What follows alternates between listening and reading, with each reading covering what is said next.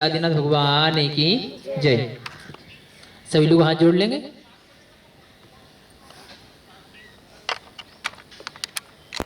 ओम नमः सिद्धिभ्यः।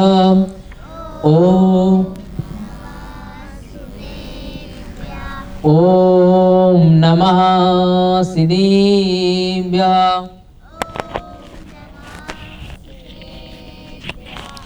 ओम नमः सिद्धिभ्यः।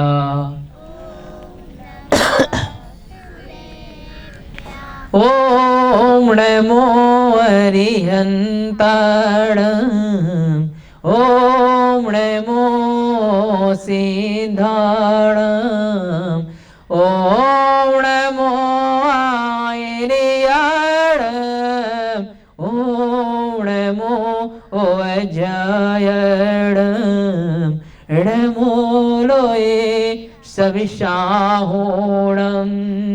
नमो लोये सविशाहोणं।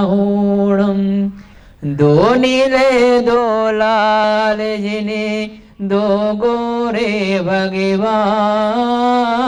दो तीर्थंकर जी हरे सोलह स्वर्ण समान। दो तीर्थंकर जी हरे सोलह स्वर्ण समान। बोले देवा देवा जैसे आदिनाथ भगवान की, 24 तीर्थंकर भगवान की। आप लोग आधा आधा भी कर सकते हो, जैसे इन दोनों है ना, जैसे आधा आज कर लिया आधा कल कर लिया, ऐसा भी कर सकते हो ना। चलिए, हम लोग पढ़ रहे थे सफलता का रास्ता, है ना। तो सफलता के रास्ते में वास्तव में किस प्रकार की सफलता को इसमें मायने में रखा गया है, सफलता वास्तव में है क्या चीज और सफलता के मायने क्या है, इसमें इसको समझाया गया है। ओ तो इसमें एक कथानक आया था, एक कहानी आई थी जो 2001 की है और यहाँ जो लिखने वाले कवि हैं वो सुनाने का प्रयास कर रहे हैं ये क्या हुआ था, क्या घटना थी, और उस कहानी के माध्यम से कुछ समझाने की कोशिश की जा रही है कि इस तरीके से कार्य करना है। तो उसमें लिखा है कि 22 अगस्त सन 1964 की एक घटना है। कितने की है? 1964, अपने जन्म से भी पहले की है। लेकिन हमें अगर एक्सपीरियंस लेना हो तो हमें कहां से मिलता है? पूर्वजों से ही मिलता है। कहां से मिलता है? पूर्वजों से ही मिलता है। जो हमारे दादाजी हैं वो हमसे भी ज्यादा अच्छा एक्सपीरियंस दे सकते हैं, है ना। और इसके बाद में जो वो हैं मतलब जो हमारे अच्छे सलाहकार हैं वो भी अच्छा एक्सपीरियंस दे सकते हैं। जो अच्छी अच्छी किताबें हैं वो भी हमें अच्छा एक्सपीरियंस दे सकते हैं। चलिए पढ़ते हैं उसको। 22 अगस्त सन 1964 की एक घटना है। प्रसिद्ध फ्रांसीसी, कौन? फ्रांसीसी मतलब जो फ्रांस में रहने वाला व्यक्ति हुआ, है ना। प्रसिद्ध फ्रांसीसी व्यापारी फ्रेड स्पेरडलिंग अपनी कार से हैरी की ओर बढ़ रहे थे। किसकी ओर बढ़ रहे थे? हैरी की ओर बढ़ रहे थे। ये विदेश की कहानी है। हैरी वेस्ट इंडीज द्वीप समूह का एक टापू पर स्थित छोटा सा शहर है। वेस्ट इंडीज द्वीप समूह का एक टापू पर स्थित छोटा सा शहर है। तो समुद्र में कई सारे टापू होते हैं, है ना। अपना भारत देश भी एक प्रकार का टापू है, लेकिन बड़ा टापू हो जाएगा। क्या हो जाएगा? बड़ा टापू। समुद्र में ऐसे ऐसे भी टापू बने हैं जो सिर्फ लगभग उत्तर प्रदेश के बराबर ही हैं, वहां पर बहुत सारे लोग बाग हैं। और जो दिल्ली एनसीआर एरिया के बराबर भी हैं, वहां भी बहुत सारे लोग हैं। ऐसे ऐसे भी टापू हैं और कई 100 200 किलोमीटर तक कोई व्यक्ति नजर नहीं आएगा, ऐसे भी हैं। तो महासागर वह टापू पर एक छोटा सा शहर है, वह यह अटलांटिका महासागर के पेरोपियन द्वीप हिस्सानोलिया के पश्चिमी किनारे पर बसा हुआ है। इसका मैप अटलांटिका महासागर कुछ ऐसा है कि वहां पर बर्फ ही बर्फ रहती है ना।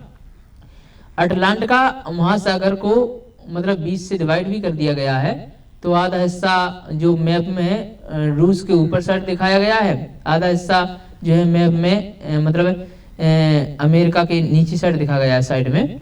और अगर उसको गोल कर दिया जाए तो अटलांटिक का महासागर एक पूरा बनता है। जिसने मैप देखा होगा उसे पता होगा, है ना। यह अटलांटिका महासागर के पेरोपियन द्वीप हिस्पानियोला के पश्चिमी किनारे पर बसा हुआ है। उस शहर में स्पेडलिंग प्रायः व्यापार के सिलसिले में जाया करता था। इसका मतलब है कि एक फ्रांसीसी व्यापारी है, वह उस टापू पर व्यापार के लिए आया जाया करता था। जब वे हैरी की ओर बढ़े थे कि रास्ते में अचानक तूफान आ गया। क्या आ गया? तूफान आ गया। तूफान भी ऐसा कि पहले वैसा भयंकर तूफान उन्होंने कभी देखा ही नहीं था।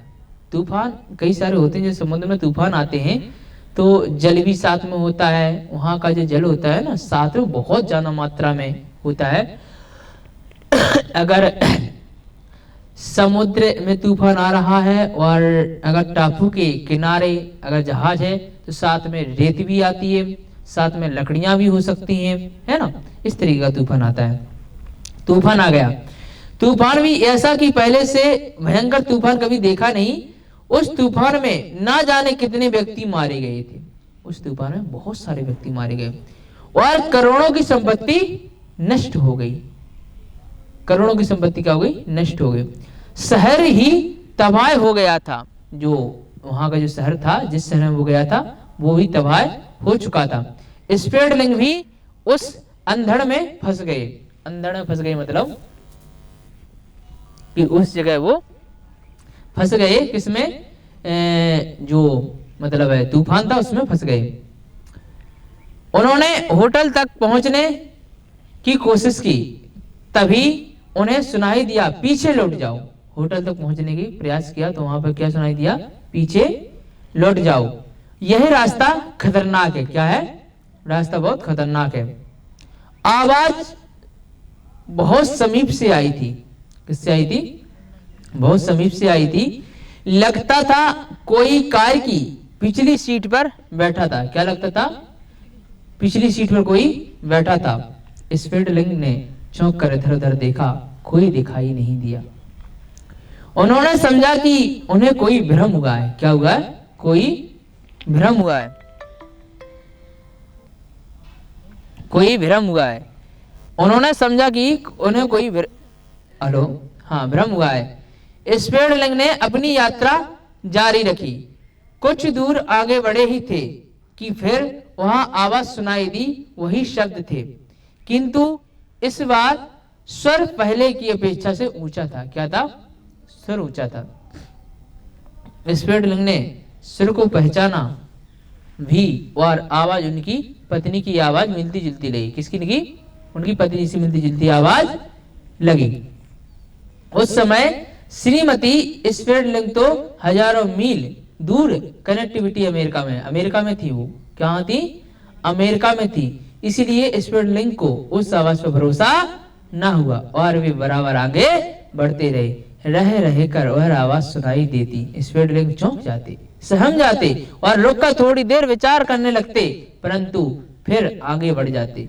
रुकते रुकते वह कुछ घंटों में समुद्र तट के पास वह बह रही एक नदी के पुल तक पहुंचे। कहां पहुंचे? पुल तक पहुंचे। वह पुल पार करने ही जा रहे थे कि देखा अंदर तूफान में उफन रहे समुद्र ने अपनी एक तेज लहर के दबाव में नदी पर बना पुल तोड़ दिया। अचानक वह दृश्य देखकर स्पेडलिंग कांप उठे। उस क्षण पहले ही यदि उन्होंने अपनी कार पुल पर बढ़ा दी होती तो निश्चय उस तूफान में पता नहीं चलता कहां गए वो। इससे परिचित वो टेलीपैथी, हाँ इसको मतलब साइंटिस्ट ने भी टेलीपैथी कहा है। टेलीकेशनेस है ना, और टेलीपैथी काफी सारी चीजें हैं, है ना।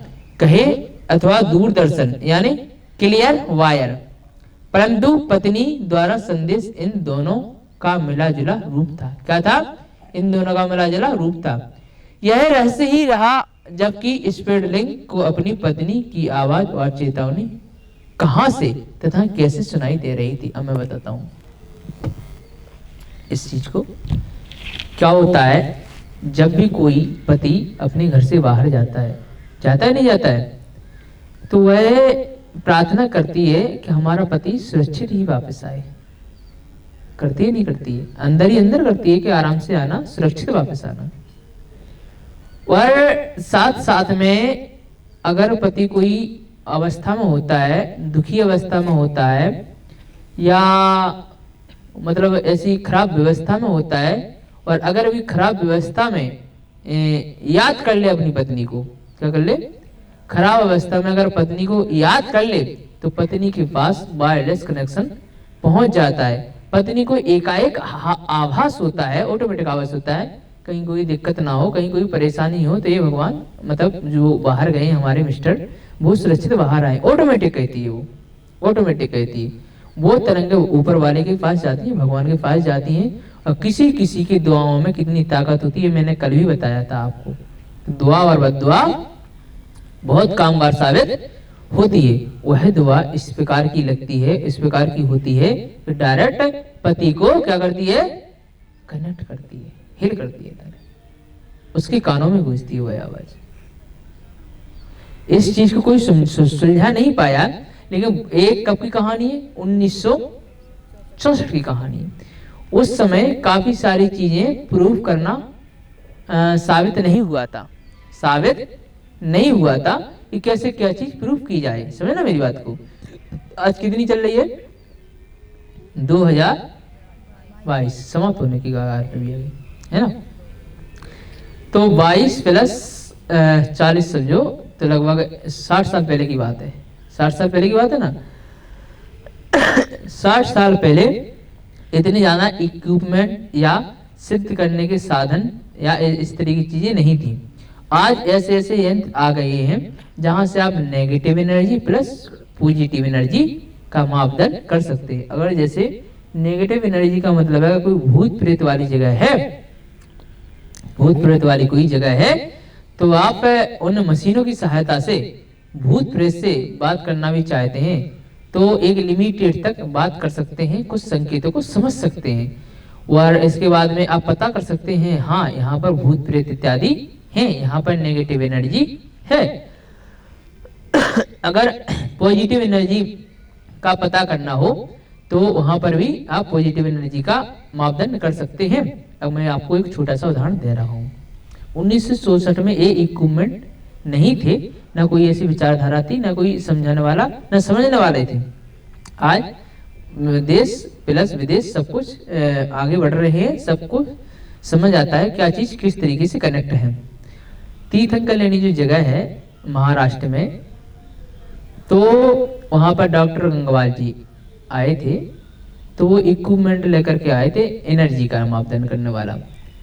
तो जितनी क्षमता हाईएस्ट होती है उस इक्विपमेंट में पॉजिटिव एनर्जी का, तो फुल हो गई थी। क्या हो गई थी? फुल हो गई थी। मतलब अगर उसमें और ज्यादा भी अगर क्षमता होती मापने की, तो और ज्यादा भी वह एनर्जी वहां की थी। और वहां की एनर्जी इतनी है कि जरा विचार कीजिए, एक समय पे जो गलत शासक हुए जिन्होंने दूसरे धर्मों का हनन किया, मूर्तियां तोड़ी, वो गलत था, नहीं करना चाहिए था ऐसा। तो उन्होंने आसपास के एरिया की सारी मूर्तियां तोड़ दी थी, आसपास के एरिया की, लेकिन तीर्थंकर लेनी जो जगह है वहां की नहीं तोड़ पाए थे, वहां की नहीं तोड़ पाए। आप जब वीडियो में देखोगे तो आपको कुछ अचंभित होगा कि वास्तव में हमारे जैन समाज ने, हमारी मूर्ति कलाकारों ने कितना पैसा लगाया होगा, कितना कार्य किया होगा, कितना कार्य करने के बाद इन प्रतिमाओं को संरक्षित या बनाया होगा। तो वहां पर पॉजिटिव एनर्जी का हाईएस्ट लेवल था। क्या था? हाईएस्ट लेवल था, है ना। तो कहने का मतलब यही है कि ये वायरलेस कनेक्शन होता है जो हमारे माइंड को हिट करता है और आपके माइंड को भी हिट करेगा। आपको भी वही नेगेटिव थॉट हो चाहे पॉजिटिव थॉट आपके अंदर जाएंगी जरूर, है ना। चलिए, तो इस परिचित बोध यानी टेलीपैथी अथवा दूरदर्शन ये तो पढ़ती है ना, घर पहुंचने पर तो उससे इसमें रहस्य का एक और अध्याय जुड़ गया। घर पहुंचा तो क्या हुआ रहस्य का, है ना। स्प्रेडलिंग जब घर पहुंचे तो उन्होंने अपनी पत्नी से इस घटना की चर्चा की। किसी घटना की? इस जो घटना हुई थी ना उसकी चर्चा की। उनकी पत्नी ने बताया कि ठीक उसी रात को उसने सपना देखा कि उसका पति हैरी के जंगल में भयानक तूफान में फंस गया है। क्या सपना देखा? भयानक तूफान में फंस गया है। आगे गहरी नदी है। क्या है? आगे गहरी नदी है, उसमें उसकी मोटर डूबने ही वाली है। क्या है? डूबने वाली है। इस दृश्य से वह बहुत बुरी तरह घबरा गई थी और सोते ही चीख उठी। क्या हो गया? सोते ही चीख उठी, फ्रेड वापस लौट आओ। मैंने कहा था ना, अगर व्यवस्थित में अगर याद कर ले पत्नी को तो मैसेज जरूर आएगा। अब वो उस समय सो रही होगी, रात होगी या दिन होगा, कुछ भी हो, सो रही होगी, तो उस समय मैसेज तो गया, लेकिन किस रूम में गया? सीधे सपना के रूम में गया। साक्षात दिखने लगी चीजें, ऐसा सब हो रहा, तो वो घबरा करके उठी और सीधा कह दिया। उस समय मोबाइल तो होते नहीं थे, विचार कीजिए, मोबाइल तो नहीं होते थे ना। चलिए, वह अपने पति को इसी नाम से पुकारती थी, खतरे से बचो, आगे खतरा है।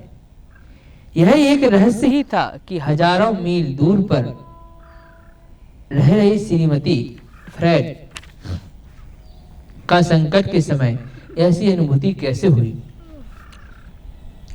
जो न केवल भविष्य बताती थी वरन एक की स्थिति का दूसरे को तत्क्षण आभास भी देती थी। मनोविश्लेषकों के अनुसार पति पत्नी, माँ बेटा, मित्र अथवा कई ऐसे रिश्ते होते हैं जो भावनात्मक स्तर पर इतने निकट हो जाते हैं कि एक के मन की बात दूसरा जान लेता है। क्या होता है? एक की मन की बात दूसरा जान लेता है ना।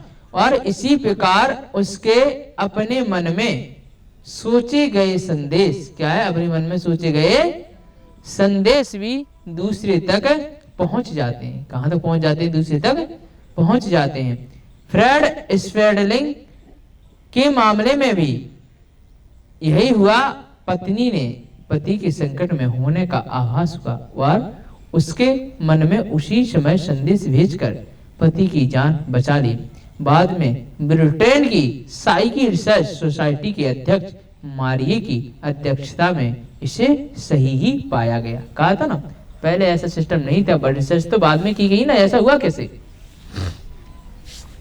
तो इसमें कहीं ना कहीं ईश्वर का रूप होता है, कहीं ना कहीं ईश्वर का योगदान होता है। इसे व्यक्ति समझ नहीं पाता है, लेकिन उसे समझना बहुत जरूरी होता है। सही ही है, सही।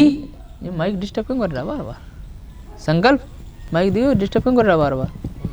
बार बार बंद हो जाता है। पावर नहीं आ रहा क्या? सही चेक करो। हेलो, चलिए, बार बार डिस्टर्ब करता है ना। सही ही देखो, सही ही देखो, ठीक करो उसे। सही ही है, दुनिया में सबसे तेज रफ्तार दुआओं की है। किसकी है? दुआओं की है, क्योंकि दिल से जुबान तक पहुंचने से पहले ही रब तक पहुंच जाती है। किस तक पहुंच जाती है? रब तक पहुंच जाती है।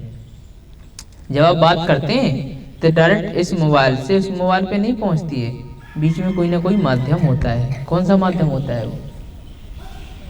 है तरंगे तो हैं, तरंगे डायरेक्ट इस मोबाइल से उस मोबाइल में नहीं करती है कनेक्ट, समझे ना? तरंगे होती है ना, डायरेक्ट एक मोबाइल से उस मोबाइल में तरंगे नहीं करती हैं। पहले कहाँ जाती हैं? सैटेलाइट के थ्रू जाती है वो। बीच में यहाँ पर इक्विपमेंट लगा हुआ है ऊपर, समझे ना बात? तो यहाँ से तरंग गई इसमें, यहाँ से वहां जाती है, ऐसा होता है। तो बीच में क्या बन गया, सैटेलाइट माध्यम बन गया आपको जोड़ने के लिए, समझे ना बात को। अगर वो सैटेलाइट अगर कार्य नहीं करती, जरा विचार करना, अगर सैटेलाइट और कुछ जगह टावर है, अगर वो काम नहीं करते तो मोबाइल और सिम लेके आप चले जाओ, तो कुछ जगह ऐसी कैसे आ गई जहां पर नेटवर्क नहीं है, जहां पर नेटवर्क नहीं है। नेटवर्क तो होने चाहिए ना फिर, अगर तीसरा और कोई साधन नहीं है तो फिर नेटवर्क होने चाहिए ना हर जगह। पृथ्वी के नीचे भी होने चाहिए नेटवर्क, पृथ्वी के ऊपर भी होने चाहिए ना नेटवर्क। नहीं होते, क्यों नहीं होते? क्योंकि उसके लिए एक सैटेलाइट का भी सहारा देना पड़ता है, समझ मेरी बात को। तो यहाँ पर सैटेलाइट फोन का वायरलेस कनेक्शन को जोड़ता है, और जो ईश्वर होता है वो हमारी भावनाओं की, वो भावनाओं का वायरलेस कनेक्शन जोड़ता है। सही ही है दुनिया में सबसे तेज रफ्तार दुआओं की है, क्योंकि दिल से जुबान तक पहुंचने से पहले ही रब तक पहुंच जाती है। जुबान पे नहीं आती है, सबसे पहले कहां पहुंच जाती है? भगवान तक पहुंच जाती है।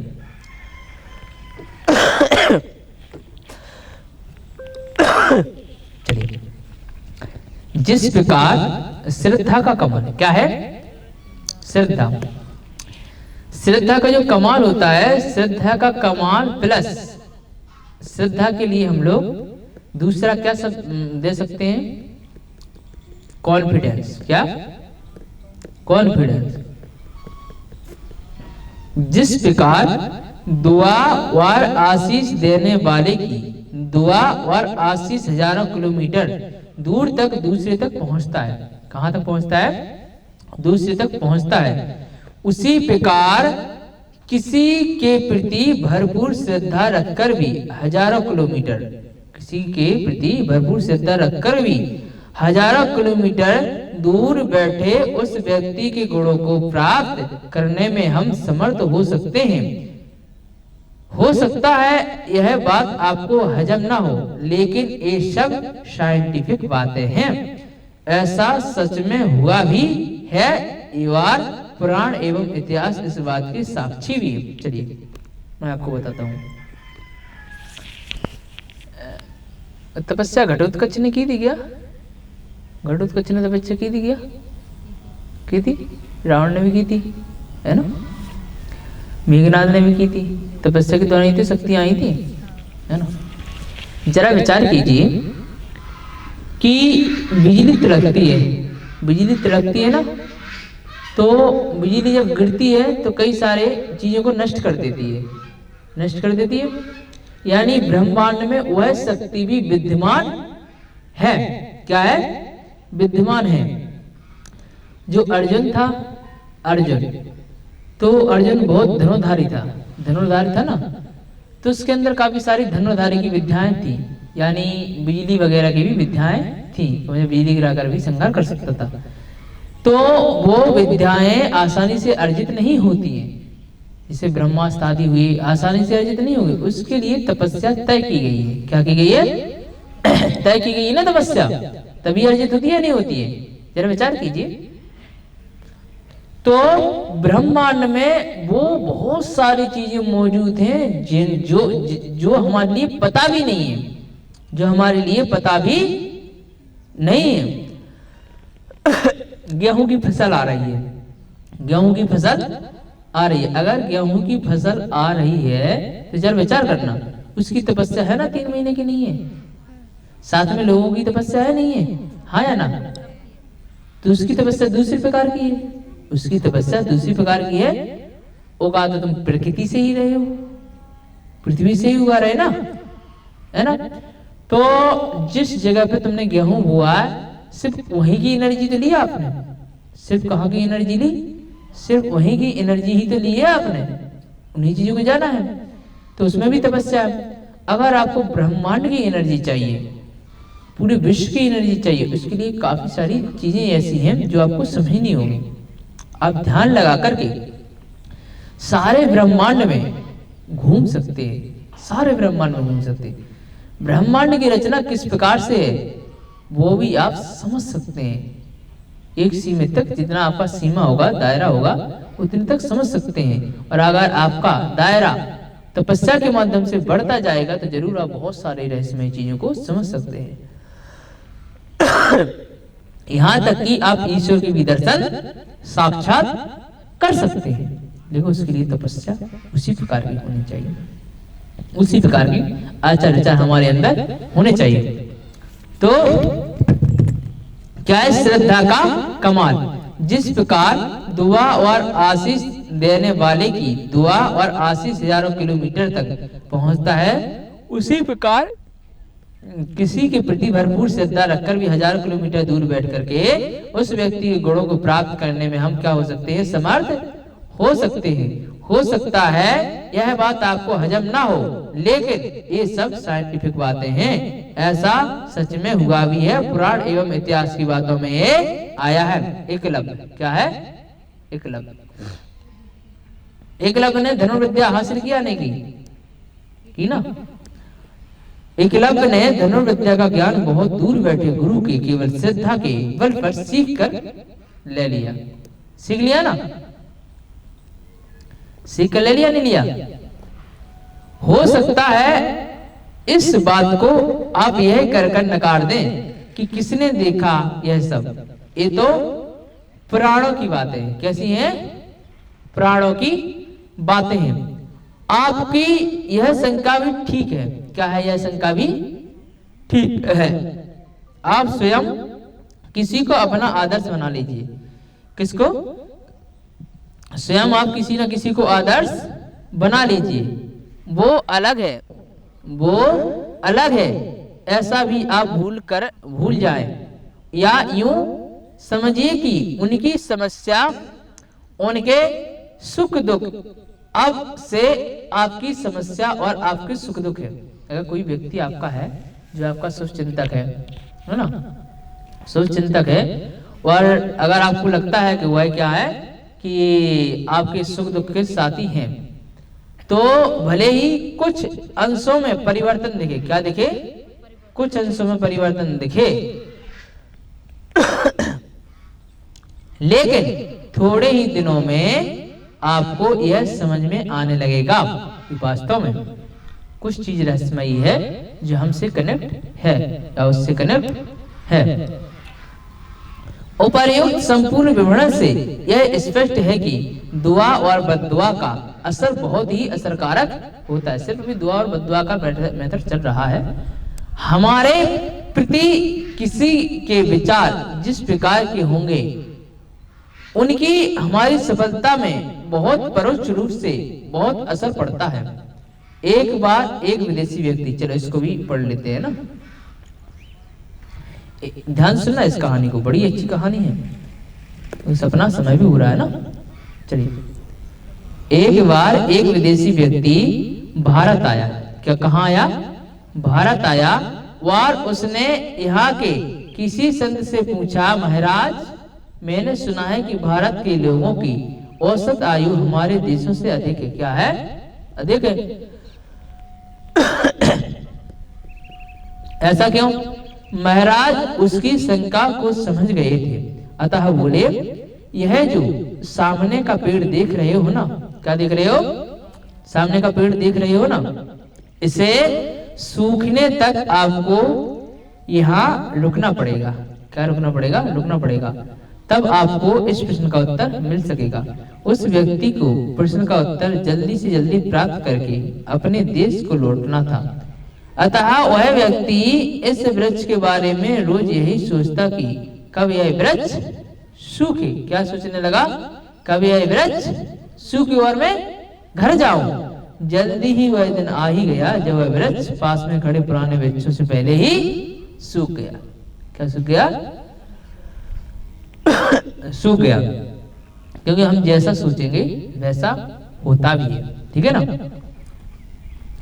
परदेशी ने जब संत का ध्यान इस ओर आकर्षित किया, तब संत ने उससे पूछा कि सच बताना, इतने दिनों से आपके मन में क्या चल रहा था? परदेशी ने कहा, महाराज मैं तो बस यही सोचता रहा हूँ कि कब यह वृक्ष सूखे और कब मुझे अपने प्रश्न का उत्तर मिले जिसमें मैं अपने देश जा सकूं। कहाँ जा सकूं? अपने देश जा सकूं। संत ने उससे समझाते हुए कहा कि देखो, तुम्हारे रोज रोज उस वृक्ष के बारे में बुरी भावना बहाने से वह वृक्ष दूसरे वृक्षों से पहले ही सूख गया। यही बात तुम्हारे देश में लागू होती है। वहां पर नई पीढ़ी की यह भावधारा चलती है कि कब बुजुर्ग चल बसे। क्या सोचते हैं?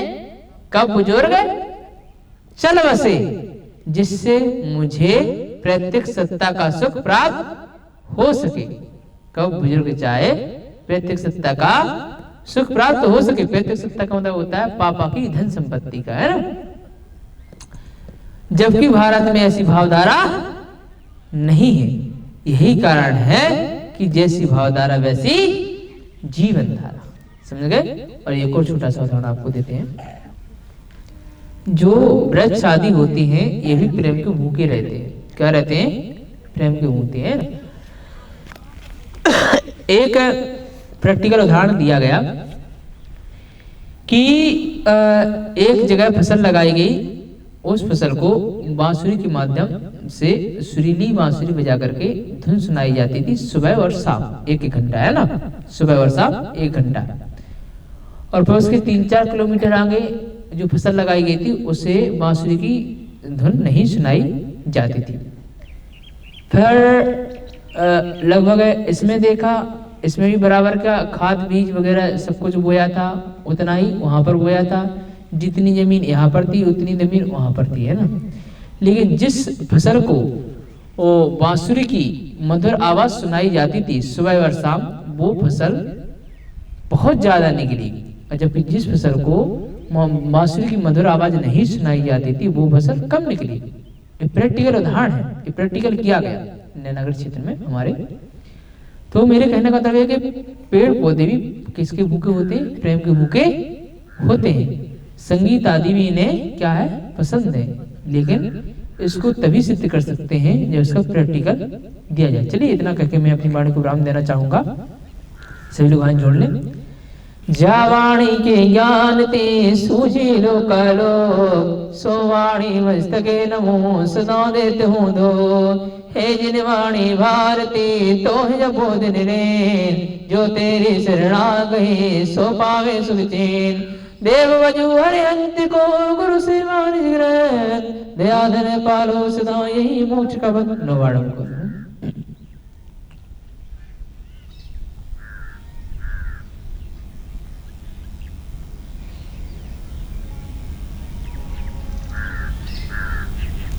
बोली देवादिदेव सभी के चरण ब्राह्मण साक्षात विराजमान भगवान की जय। सभी को सादर जय।